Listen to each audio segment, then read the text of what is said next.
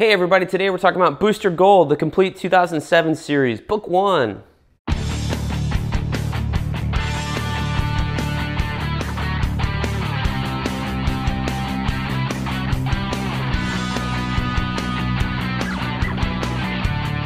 Hey everybody, welcome back to BK's Bullets. As always, I'm your host, Brent, and today we're going over the Booster Gold Book 1, the complete 2007 series. This is a thick trade, not to be confused with the also recently reprinted 52 pickup storyline, which I did pick up, almost a year ago.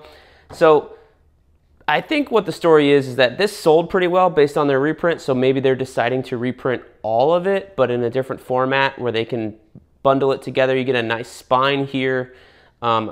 There's 50 issues practically with this series between a couple of specials and an annual and things like that. It goes from basically the end of 52 where this started all the way to Flashpoint in the DC Universe timeline in terms of when this book was being printed. So I don't know if they're going to do a second volume that's massive, but they have enough to do like at least three or four volumes of this. So if you're going to do this on the spine, maybe you do the second one here, right? And there's your chest logo, and then I don't know what you do for the third and possibly a fourth volume, but I hope they continue it.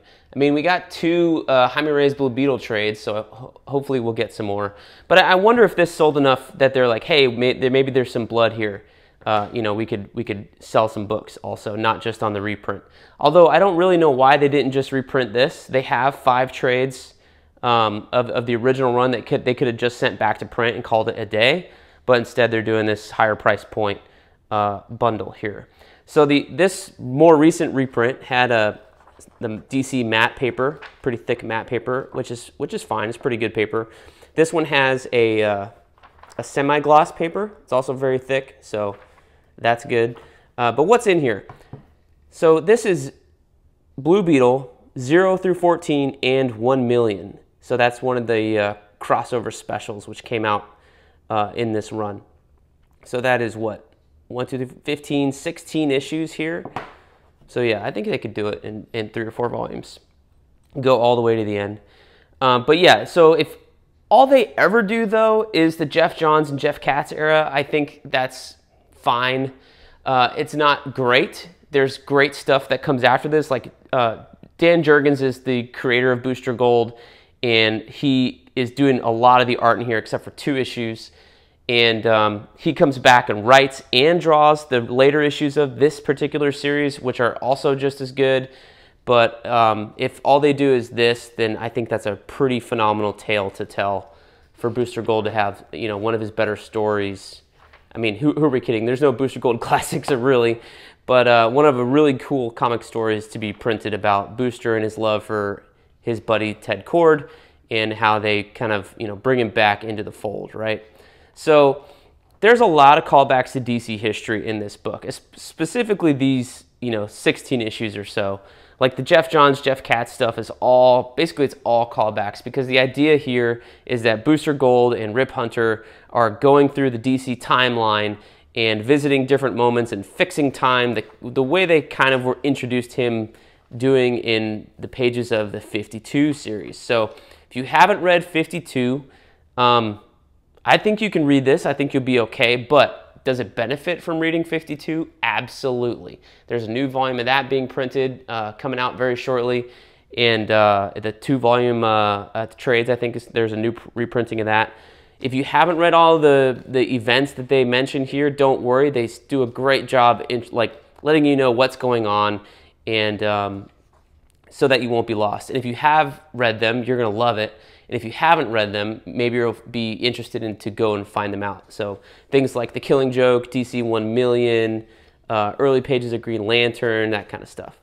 So this is the Brad Meltzer era of the Justice League, because you have Geoforce. This is later on in that run. You have Red Arrow back here, Vixen, Hawk Girl, Red Tornado, Black Lightning. So this is the Meltzer McDuffie era of the team, right? So Booster gets invited, says no thanks, and goes off on his own adventure because he's going to find his buddy Ted Kord, right? And the first issue ends with this wonderful callback to 52 of like week so-and-so, day what, you know, because 52 had week 1, day 5, week 2, day 3. Every time you switched a scene to let you know where in time you were of that missing year in the DC universe. But this book is guest stars galore. You're traveling through time. You got Aztec, you got Sinestro, Rip Hunter, Dan Garrett, all sorts of fun things from issue to issue here. The death of Superman. You have Jonah Hex, Supernova, who I'm not going to give away who that is because that's a 52 reveal. That's fun. Alternate versions of these characters. The Flash, Kid Flash. You have this wonderful Killing Joke issue. That's, I don't know if fun's the right word, but it's a really good story. Phenomenal here. You get the, look at all these villains here. Gotta skip that. Gotta skip that.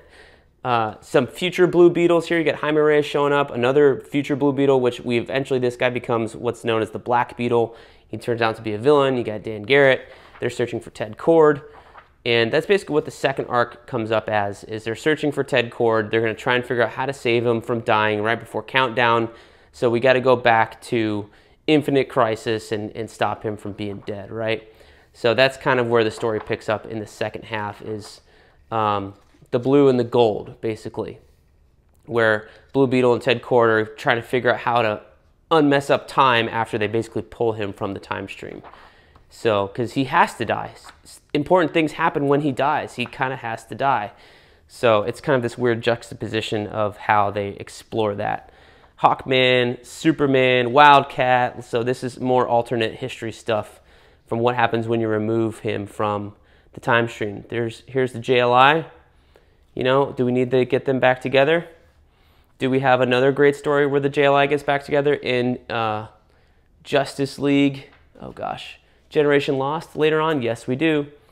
So yeah, here's some other villains coming in. Anyway, this is all great stuff. Blue and Gold. Is this the 1 million issue? I think this is Booster Gold 1 million. Yeah, I wish they told you what the dang covers were. You know what I mean? Like, that would be awesome. Yeah, Batman. You got the chalkboards. If you read 52, you know how significant the chalkboards can or maybe aren't. Booster Gold Armageddon 2001, you know, that's a callback to a DC event. All sorts of things like, here's what's coming up in the book, you know. Do all these things happen? I don't remember. I dare say that they probably do and don't, you know what I mean? But yeah, this is a whole lot of fun. I loved this book. I was so surprised to read a Booster Gold book every single month. Booster Gold's sister comes back here, and then these last 2 issues are Rick Remender and Pat O'Leaf doing some like fill-in stories for a little while before Dan Jurgens gets the feet under him again and comes back. Not in this volume, but in the next volume he'll come back. Hopefully there's a next one.